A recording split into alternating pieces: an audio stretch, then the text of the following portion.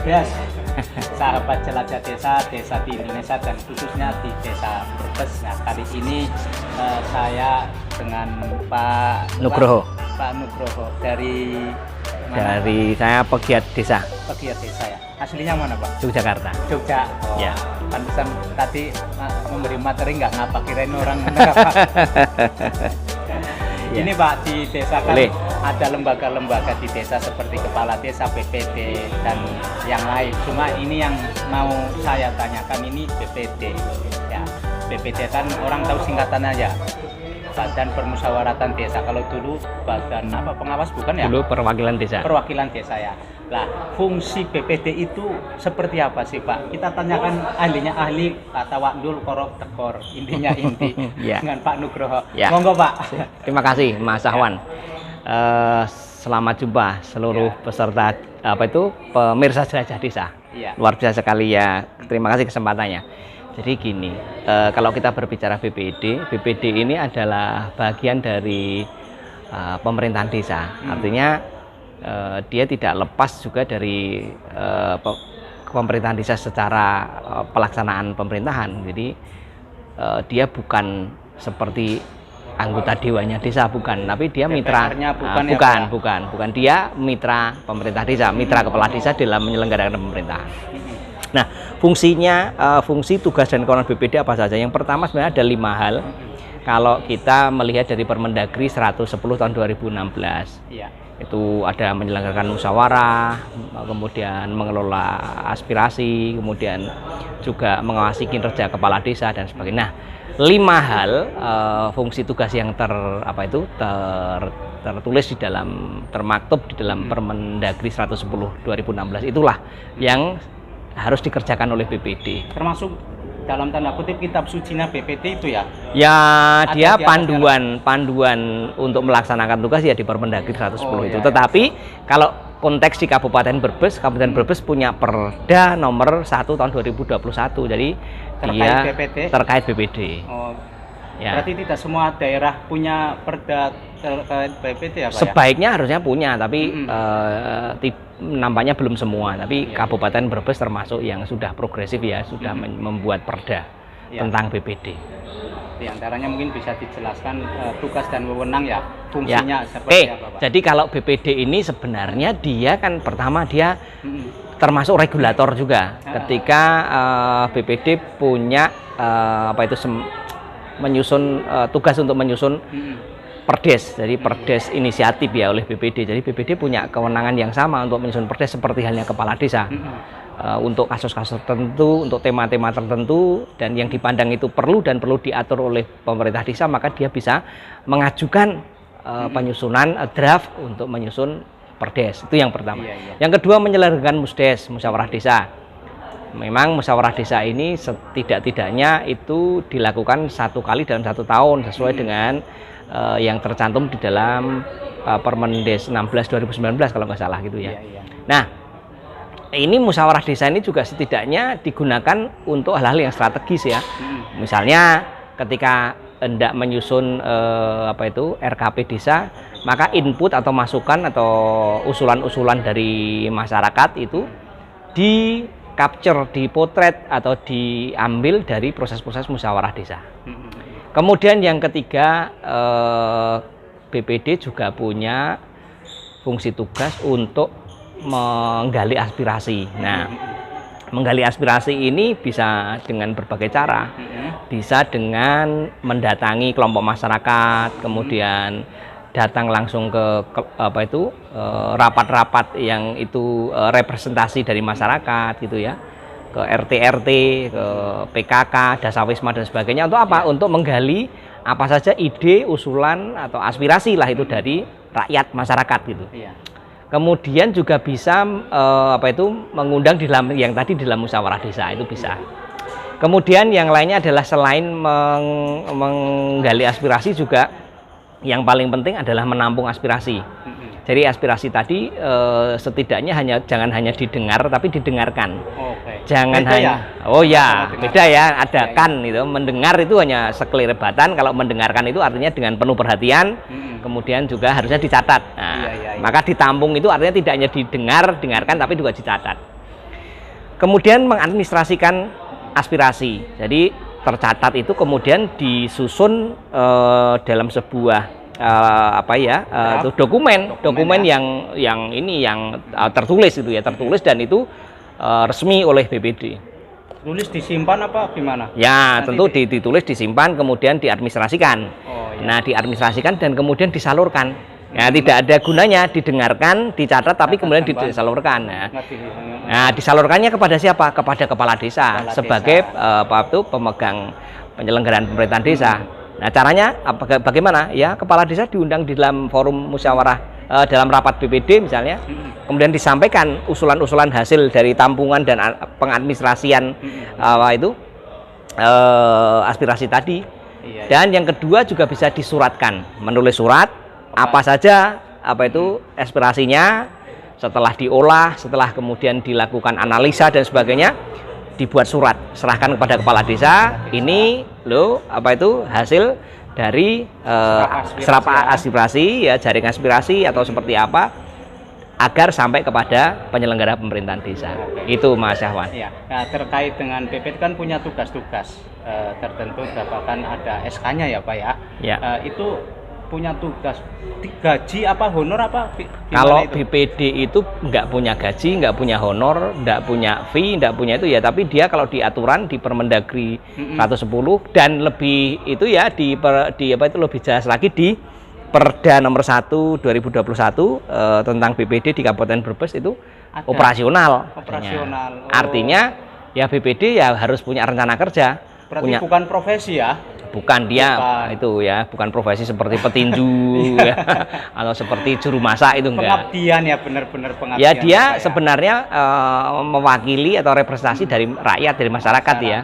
Jadi dia tidak, jadi melaksanakan fungsi tugasnya ya untuk kepentingan masyarakat memang itu ya. Jadi tidak ada gaji, tidak ada honor, tapi yang ada operasional. Ketika BPD itu melaksanakan tugasnya sesuai fungsi tugasnya, ya mengelola aspirasi, menyusun peraturan desa, kemudian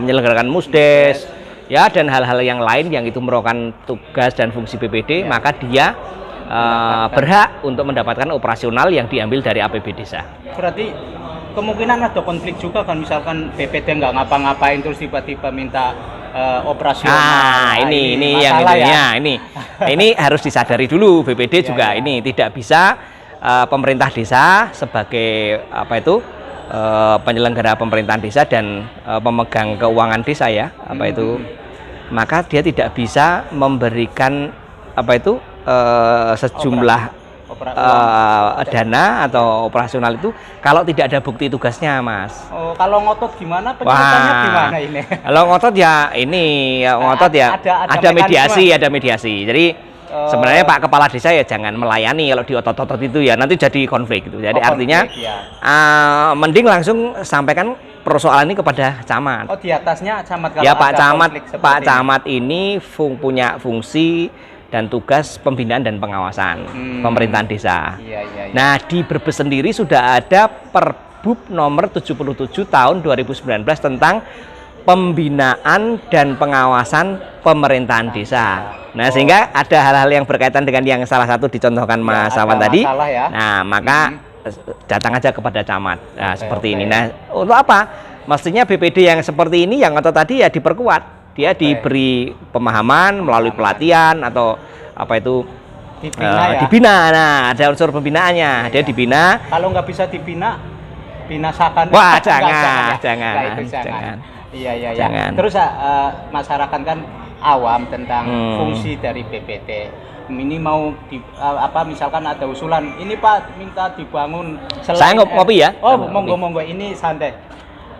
RT, selain ke RT RW kan bisa juga ya aspirasi langsung disampaikan kepada BPD masyarakat. Oh iya bisa. Tapi memang itu fungsinya kan. Malah bagus kalau seperti itu. Artinya masyarakat bisa proaktif menyampaikan itu pada BPD. BPD menjadi punya fungsinya jadi jalan gitu. Terkait di zaman sekarang kan medsos itu luar biasa. Termasuk ada aspirasi yang disalurkan medsos, BPD juga harus peka juga ya Pak. Betul.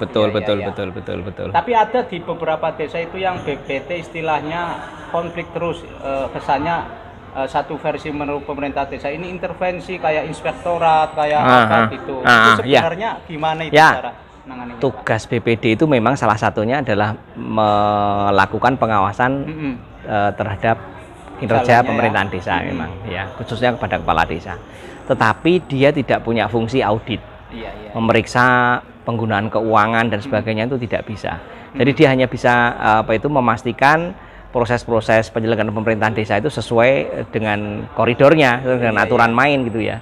Nah, dia sudah melaksanakan punya RPJMDes, RKPDes-nya dilaksanakan sesuai kegiatannya sesuai dengan RKPDes, APBDes-nya sesuai ketentuan dan sebagainya. Cukup sampai di situ. Kalau berkaitan dengan audit itu nanti lembaga lain yang melakukan, bisa inspektorat ya, kemudian overlapping ya, tidak. Jadi tugas fungsi BPD sampai kepada pengawasan. Pengawasan itu apa? Ya kalau ada hal-hal yang pada saat dimonitoring evaluasi dilakukan oleh mereka kemudian ada sedikit melenceng ya dia mengingatkan. Misalkan contoh konkret terkait dengan pandemi ini ya kan ada BLT, bansos ya, bantuan langsung tunai. Itu ada temuan misalkan ada satu nama yang sebenarnya tidak berhak sesuai menerima sasaran. Itu juga BPT bisa evaluasi ya. Bukan itu dia memberi itu bagian dari evaluasi ya. Bagian dari misalkan dicoret, mencoret langsung mereka. Karena kan itu data ya, basis data ya, tidak bisa kemudian langsung BPD mencoret, tidak bisa. Ada lembaga yang punya mempunyai kapasitas dan kewenangan untuk kalau itu dicoret atau tidaknya. Karena itu berdasarkan data ya. Iya. Oke, Pak Nugroho atau Mas saja lah. Boleh. Kalau saya mungkin Pak ya pemirsa. Mohon maaf ini saya nggak pakai masker, bukan berarti ini ada sensor. Insya Allah darah ya. Rapid juga alhamdulillah negatif Pak ya. Jadi bukan berarti. Ya kita kesini rapid dulu ya. Iya rapid dulu alhamdulillah. Ini kan terkait dengan pelatihan perencanaan pembangunan partisipatif. Ngapalan itu singkatan itu berhari-hari partisipatif itu. Ya. Peserta tadi gimana Pak Nugroho? Saya senang dalam pelatihan tadi partisipatif ya. Pelatihan partisipatif teman-teman punya partisipasi yang tinggi ya. Banyak interaksi dengan fasilitator. Kemudian pertanyaan-pertanyaan juga sangat bernas, kritis gitu ya.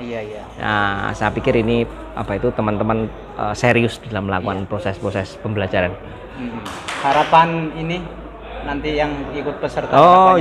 Harapannya ya setelah punya pengetahuan yang baru, ibarat harapannya ya ini diperdalam lagi ya, bagi masing-masing diperdalam. Selanjutnya sampaikan ini kepada orang-orang yang misalnya kepada BPD, kepada rekan-rekan kita yang belum tahu bahwa fungsi dari BPD salah satunya untuk ini. Jadi kita bisa menyampaikan itu. Karena ini singkat masih bentar lagi acara memulai ya. Dan terima kasih, mohon maaf kalau mengganggu. Siap, terima kasih sama. Ya, sahabat jelajah desa di Kabupaten Brebes dan mungkin seluruh Indonesia ini mungkin nggak cukup untuk menerangkan tentang terkait fungsi BPD ya, tapi ini mudah-mudahan menjadi awal mengetahui bagaimana fungsi dan tugas BPD. Mungkin bisa googling, tanya ke YouTube yang lain, ini hanya singkat dan sederhana. Pak Nugroho, terima kasih. Assalamualaikum warahmatullahi wabarakatuh. Waalaikumsalam warahmatullahi wabarakatuh.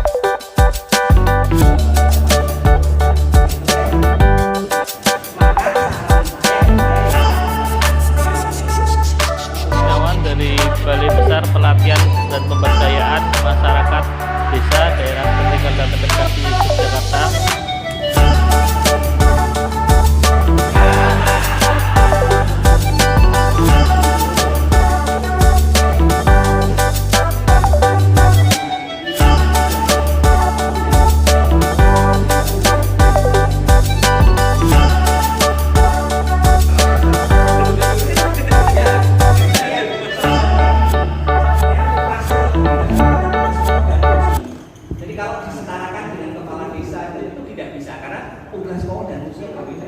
BPD tidak mengelola pemerintahan keuangan satu. BPD tidak melaksanakan pemerintahan pembangunan, pemasaran dan sebagainya. Dia hanya bertugas untuk mengelola aspirasi, kemudian bisa menjadi bahan kita bersama untuk perbaikan kita di Kabupaten Brebes dan desa-desa Bapak dan Ibu pada umumnya.